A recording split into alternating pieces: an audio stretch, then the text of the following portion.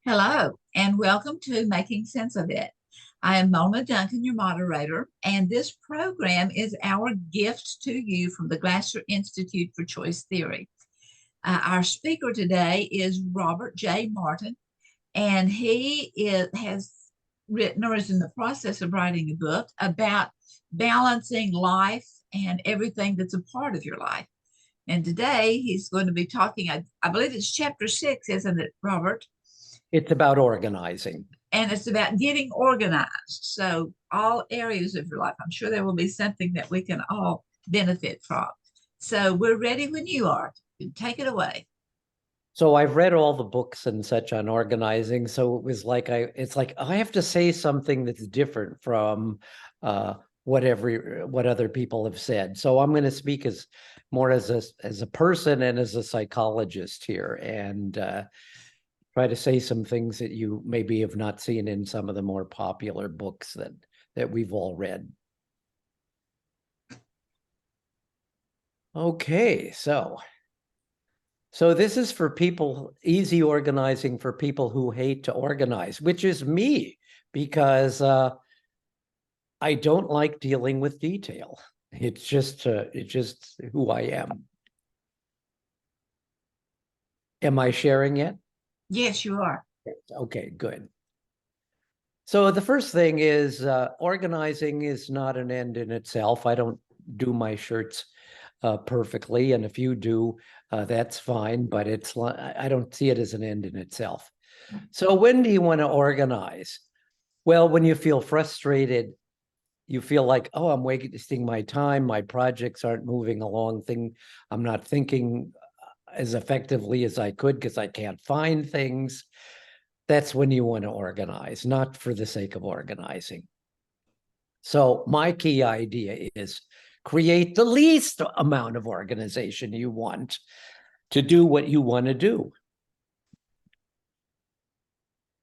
To give you an example, I worked on my presentation for today, and I really improved it. And I thought, oh, this is really getting better. And then I realized, oh, this is the presentation I gave last month. So then I had to start all over. So the point is like, that was great that I improved this, but was that really good use of my time, especially when I had a really busy month. So this is an example of me not being organized. And so I really feel for people who find this a difficult thing to do. So we usually think of organization as organizing a bunch of objects, but I think of it as having more to do with learning. And when you think of it that way, then you realize, okay, first of all, it's whatever is the material that you need to learn, how well are you going to organize? How can you organize that? I'm just in a lot of activities where I'm being given a task, and then I've got to learn and figure out how to do the task. Then also organizing the actions you want to perform. And then finally organizing the objects. And I'm going to talk a little bit about sailing, which is something that we do, and my wife and I, and sometimes we bring other people along, and it involves all three of these. And if I'm not on top of all these three, then things are more difficult, take a lot more time than they need to. So I think the thing I've learned about as a psychologist is that for myself and everybody else, regardless of what it is that is a problem for us, we can find answers, or we already know the answers. The real problem is the underlying resistance. And the way you figure out what the resistance is to doing what you need to do is to ask yourself, in this case, well, what is my not being organized all about? Well, for me, it's I don't like to deal with detail.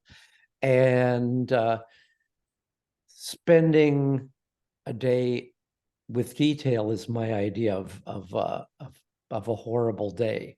At the same time, if I don't organize, then that becomes a problem. So you want to organize yourself, and try to observe yourself and figure out, okay, what am I telling myself that I don't even realize, that I'm not even aware of, that keeps me from being organized? So for me, I hated organizing and setting up all the parts for sailing our catamaran. Here's a little diagram on the right. And those are just a few of the parts. And since we don't do this we only do this like maybe 5 months a year. So that means everything we have to kind of renew and relearn at the beginning of the season. So not being organized, setting up, we have a small catamaran. It's a 16-footer. And you have to set it up each time. So all of the things that I've done, forgetting to bring the parts down to the boat, because we don't keep all the parts on the boat, forgetting how to do something, and all that wastes time, getting frustrated, and then possibly dangerous situation if I don't do something right, because then if a mast falls on you, okay, it's only 60, 70 pounds, but it is 30 feet. And if it hits you in the head, yeah, that's going to be bad. So let's talk about some strategies for organizing, and including a little bit more about the catamaran. The first is, and this is something that I learned, is think of organizing as part of the activity. So that was a big thing, changing my attitude to setting up the boat is part of the boat, is part of sailing, rather than, oh, you have to do this and then you get to sail. No, it's part of sailing. Whatever you do, the organizing is part of the thing. And my wife taught me that by saying, well, hey, quit complaining. Setting up the boat is part of sailing. Oh, okay. I never thought about that. So that has helped me a great deal. The second thing is making a plan with specific steps. And here we get into what I think is the quintessential part of reality therapy, and that is making a plan, having specific steps, figuring out when are you going to do these steps, and then if it's something like catamaran sailing, doing the same steps every time, all the time, because that is what makes it into a habit. I love this quote. If you want to change attitudes, start with a change in behavior. And I think that so summarizes everything that we could say about choice theory and about reality therapy, is that they have to do with, if you change your behavior, then that'll make everything else easier. It'll make understanding easier. It'll make your attitude change easier. It'll make your acceptance of others easier. All of the things that you need to do. So 2.1, make the plan into a habit by doing it over and over. Again, this is something that class are also like to talk about, especially in connection with teaching students how to do cooperative learning, how to do project learning. You need to do something 30 or more times until the habit becomes automatic. In other words, it's great to make a plan to change your life, but until it's a habit, it doesn't work. Make things you don't like to do automatic the same way you made it a habit to get up and get dressed and brush your teeth and all of those things, because something becomes easy when it becomes automatic, because you do it without thinking, not without paying attention, but without having to think of every step. So you're still thinking in the sense that you're paying attention to each step, but you're not having to think about what the step is. You're just doing it. You're in what Csikszentmihalyi calls the creative state, the state of flow. And you don't have to be creating something. It's just, if you're giving full attention to whatever you're doing, then you're not having to think about what the steps are. You've automated them. Okay. One thing you can do is, if you can't stand to do something, is to pre-mac it, which is to create a habit of things you can't stand by doing something that's doing one thing that's more difficult that you can't stand, and then doing something easier. And then, so that you're always doing the most difficult thing first, and then you're doing something easier.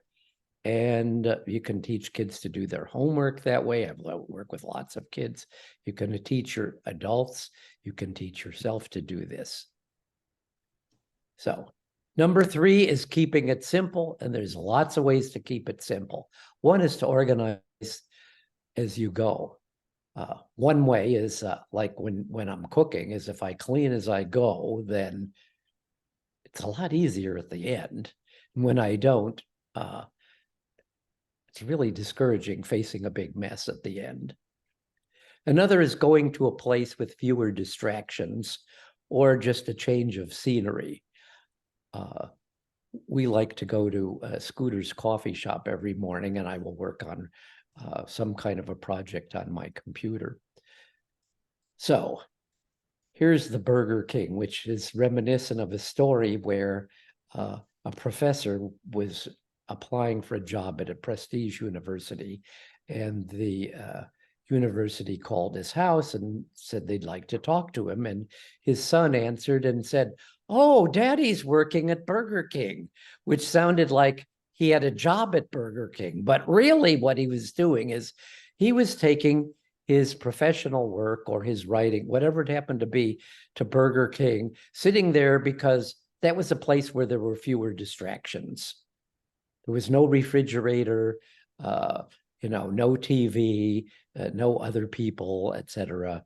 And it wasn't at his office where students were coming to him. He was like, had to get this done, so he took it to the Burger King. So sometimes other people are interfering, and when that happens, it's okay to say no. And if you find it easy to say no, no problem. But if you find it difficult, then you just have to practice. The point is, you want to control the structure of your work, your environment, your activities, the assignments that you're doing. And also, if you're working with other people, to like a class, it could be a class of people that you're instructing at a factory, or it could be a group of students at an elementary school. You want to control the structure and the environment and the activities, and then give them the freedom within that to do it however they want to do. Don't micromanage them. Okay, another thing is becoming comfortable with imperfection. This is a way to simplify things. If it doesn't need to become perfect, then don't do it perfectly. And if you find that you're a perfectionist, then deliberately be a little uncomfortable. If you're uncomfortable every time for long enough, you start getting comfortable with things not having to be perfect. You don't need to take out the garbage perfectly. Just grab it and run, put it in the garbage can, you're done. So how about organizing others? This is a whole nother talk, but just it fits in with things that we're doing here. And that is, you want to model what you want. When I would have student workers helping me, I would have them sit and watch me do it.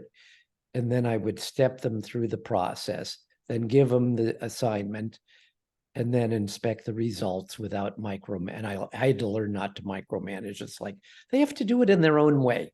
You can't make them do it your way.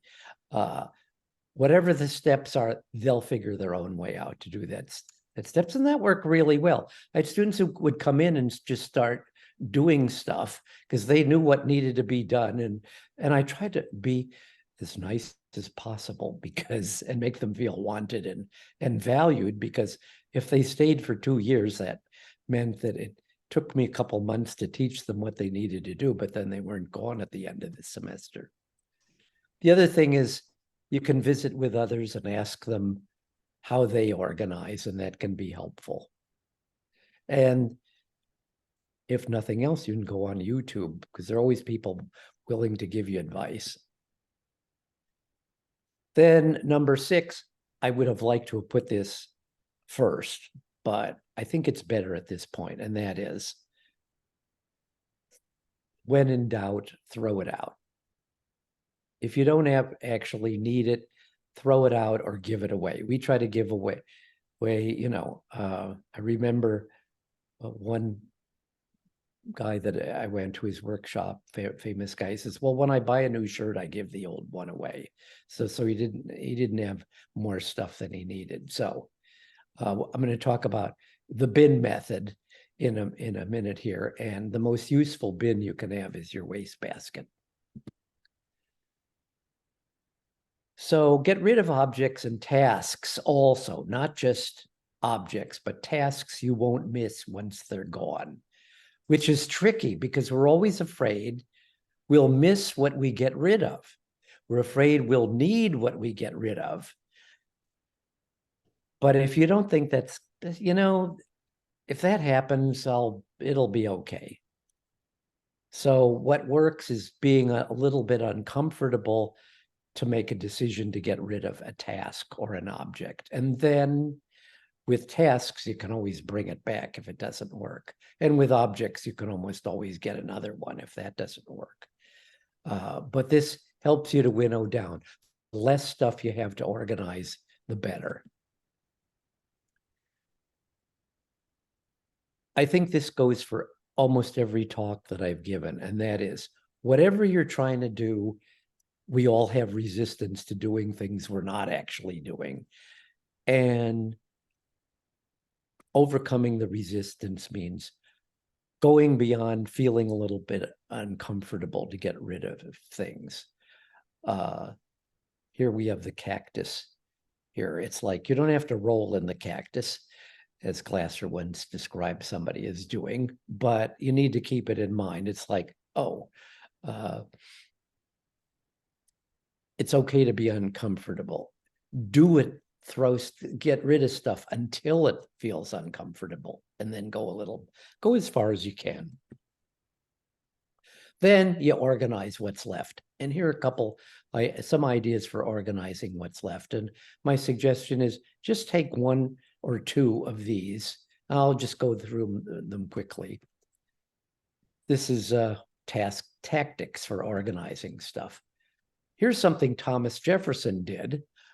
He had a desk for every separate activity. So when he needed to do a particular activity, he would go to that desk. So he was always ready to do that activity. And he kept a bunch of different journals, and he had each journal at a separate desk. And here's the desk he used to write the Declaration of Independence.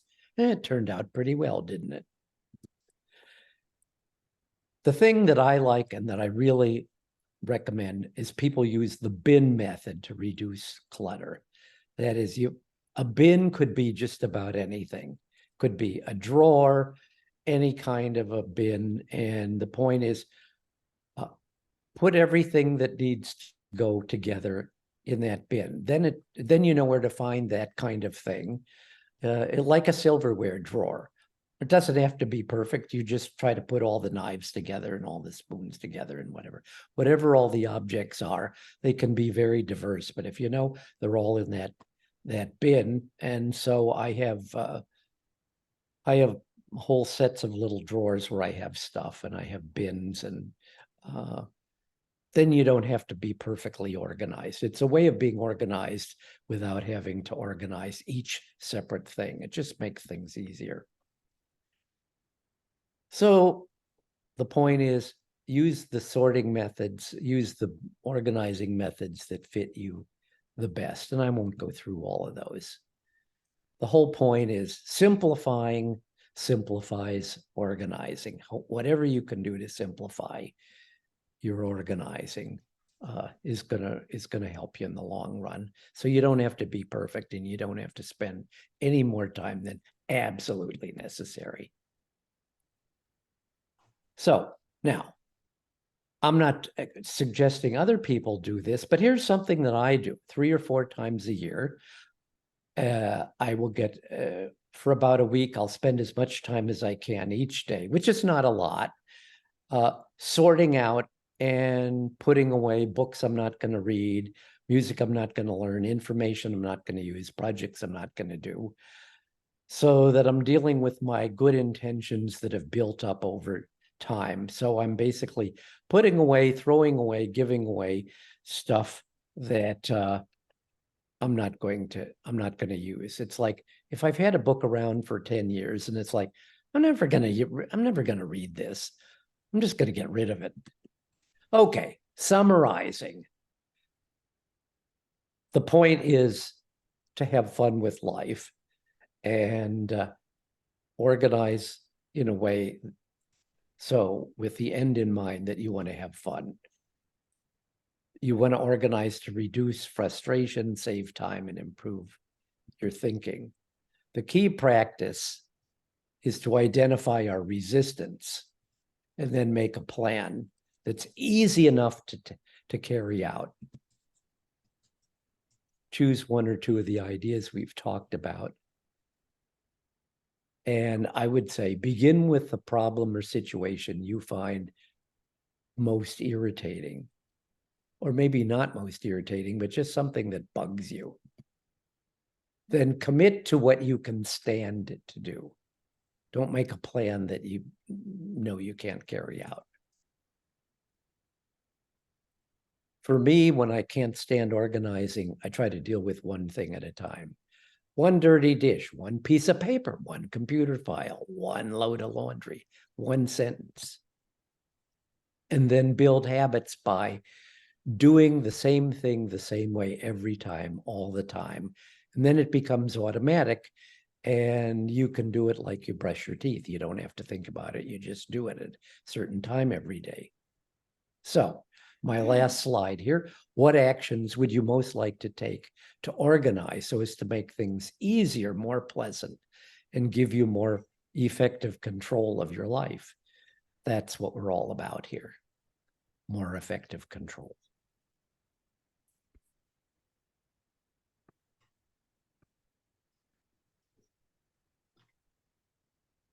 Okay. And I have stopped sharing, so we're kind of Yeah. back to any comments, questions. Very, very, very interesting. I especially like simplifying simplicity and looking at things and doing the least amount of organization. And if you kind of keep things in order, then you don't have to continually reorganize. Right, like I noticed behind you, you have shelves and you have stuff on them. Right. So we have various knickknacks, and we have 2 cabinets, standalone cabinets Uh-huh. in our living room. And it's like, if we want something, we'll get it as long as it'll fit in there. And then it's like, as long as it's in there, I enjoy looking at it, and I don't care about where a particular thing is. It's just where it is. And so that's another kind of a bin, and that's easy and enjoyable, and it means we can acquire some little stuff, but they're not kicking around, and we don't have to be constantly dusting them and organizing them and all that kind of thing. Right. And then the things that make a list of what you're not going to do or what you're going to get rid of. Right. That can give you enough room to be able to do what you really want to do. And that means being willing to be uncomfortable, because it's like we don't like to get rid of stuff, and we don't like to get rid of tasks. Right, right. And that fear there that if I get rid of it, then I'll need it. But if we keep everything that we may not need, then it just contributes to more clutter that makes it more difficult to organize. Or tasks, we just take on too many. I take on too many things. So Right, right. probably Well, this is a group of people take on too many things. exactly. Couldn't be Well, here thank you. before. Thank you. That was some very good information. And we will close out the recording, and those that are present are free to make comments and share some insights.